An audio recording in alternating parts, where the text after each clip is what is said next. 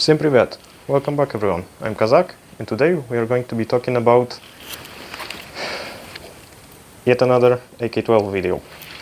So, today specifically we're talking about the evolution of the AK-12 and, to be precise, the stock.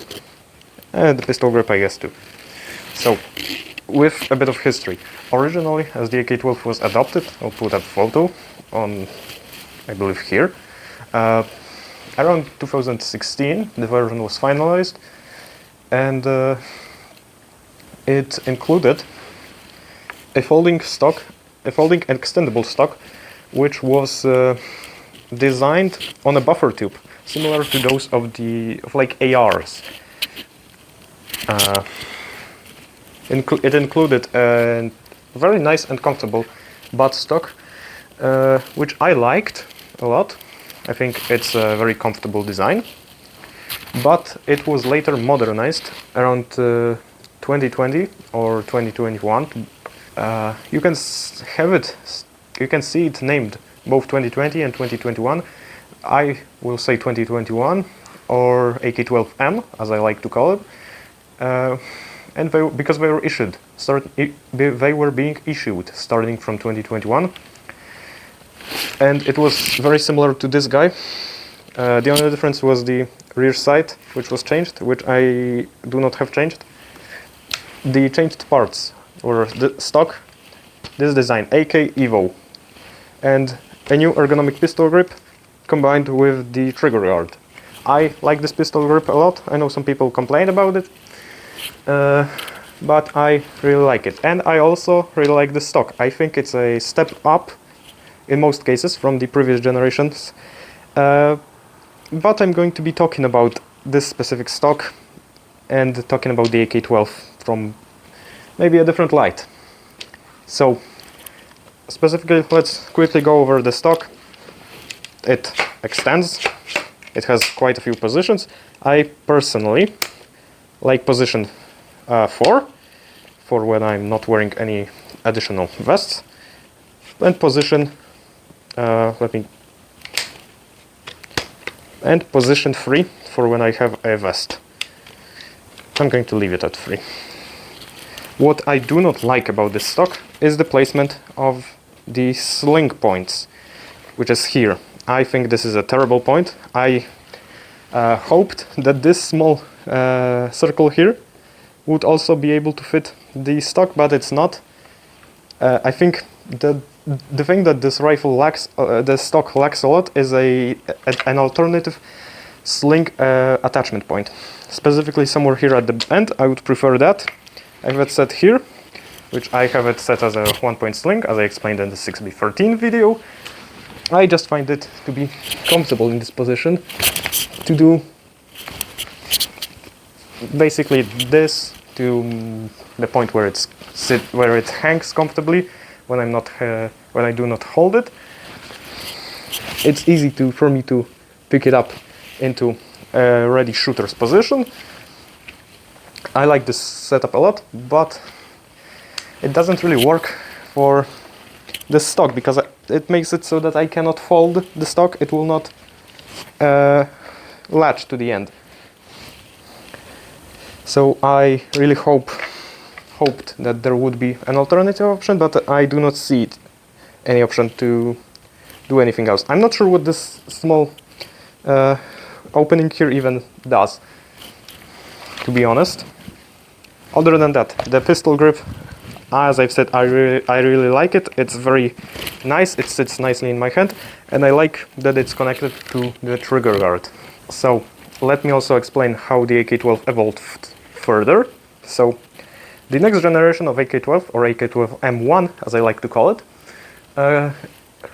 was made in around 2023, and it can be seen. It's not quite common to see them, but you can see soldiers have them. In addition, they have been used during the Zapad 2025 joint exercises with the Republic of Belarus, and this stock remained. The pistol grip remained.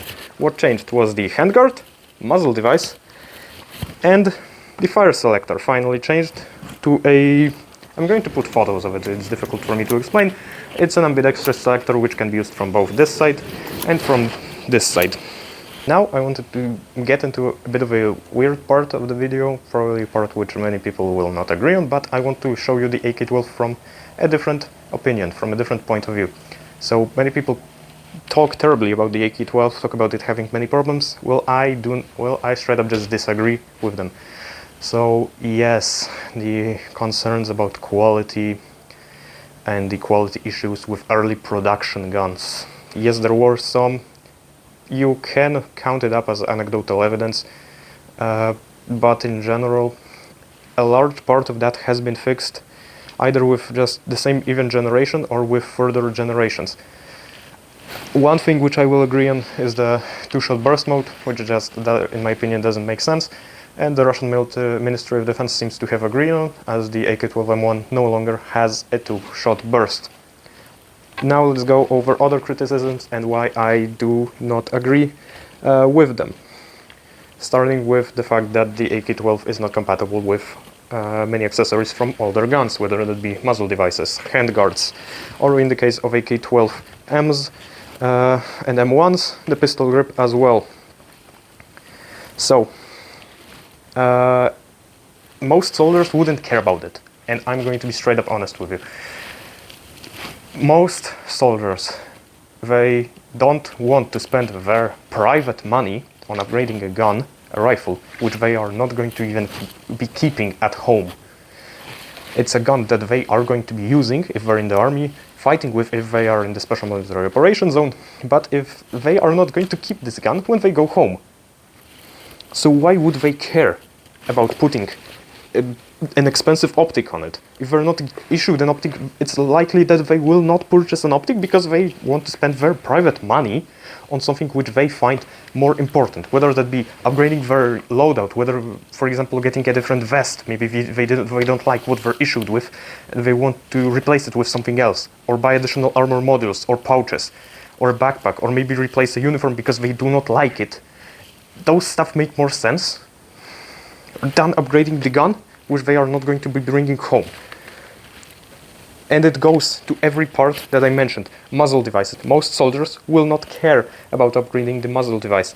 Yes, you can make the point about having suppressors or not. I believe that most soldiers wouldn't really care about having a suppressor. And this is the only point where I can kind of agree with you about the suppressors and the muzzle devices. Specifically about suppressors, because not many AK-12s are actually issued with the 6CHA63, I believe was the name of the index of the AK-12 suppressor. But Hexagon has been making some AK-12 suppressors. I will put a photo if I manage to find it. Next up, handguard. If they already have a handguard that can mount a forward grip, there isn't much of a point to be getting a handguard. This already can mount a forward grip. There is no point in wanting to replace this with something else unless they have a reason. For example, they might want a longer handguard. Then they can look into Zenit. Zenit has been making longer AK-12 handguards as well. And it goes with the pistol grip. Most soldiers would not care about changing out the pistol grip. So why would you care about having this instead of the standard AK-74 pistol grip if most soldiers aren't going to be changing them? And this dust cover, same way. If soldier wants to buy an optic or is issued an optic, they don't have to worry about having to buy some off-brand side rail to Picatinny adapter or a dust cover that may not hold zero. And yes, I see you making the point about special forces wanting to upgrade their guns. And yes, that's where you do have a point. Special forces are more likely to be wanting to upgrade the muzzle of their gun or wanting to have a handguard which will hold zero on their laser aiming module better. But that is not a fault for the AK-12. That's the fault of special forces being issued AK-12s. Give them something which retains those features, like an AK-74 M3 or an AK-200, where they are going to have still pre-upgraded gun. They do not have to purchase a dust cover or a stock or a pistol grip, but they are going to have a muzzle with threads, they are going to have a handguard which will hold 0, better than the AK-12 handguard, because yes, there were some problems. They were supposedly fixed with the AK-12 M1. I do not know if that's true, but again, that's for a solution for the special forces. The AK-12 should be an issued gun for just the regular army until, for example, a better solution is found out, or or you could give everyone AK-200s, I guess. But is there a need to do that? That's another question. The AK-12 is not a bad gun. It's not a step back, as some people might say, because they are Americans sitting at their homes, because they see this AK-12 and they cannot put the random American-made muzzle they bought on their gun, or they cannot fit some random pistol grip on their gun, so they think it's bad because it doesn't accept previous generations of accessories for the AKs. They don't even consider that for a regular soldier receiving a gun and it being pre-upgraded, being just natively able to mount a foregrip or an optic if he gets issued one or decides to buy it, is a big upgrade. Wait, I don't know if you would say big, but it's an upgrade, at least of some kind. The gun will still shoot, the gun will still hit the target. So it's not a problem. There is no problem with this gun that's as glaring or should be mentioned, as much as people want to find a problem with this gun, to just hate on it for the reasons that they do not understand this gun, that they do not understand why it exists, what it is, and what it should represent. A pre-upgraded AK-74 or AK-74M issued out to the average soldier, not a gun especially equipped for special forces to, I don't know, do something magical that special forces would not be able to do without this gun. Okay, rant over, as we are getting to the end of the video. I also want to mention that these stocks, AK-EVO stocks, have been used on other guns, and I will put at least one photo of it, if I can find it, of soldiers just having these stocks on different guns.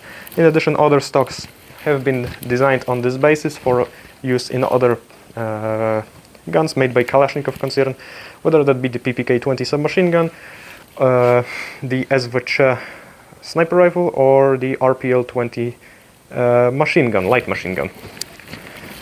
So with this being said, we truly have come to the end of my rant about AK-12 and a short, I guess, intermission about the stock between a large rant about the AK-12. I hope you enjoyed this video. If you did, make sure to leave a like, subscribe if you haven't already, share your thoughts and questions in the comments below, and I hope to see you again next week.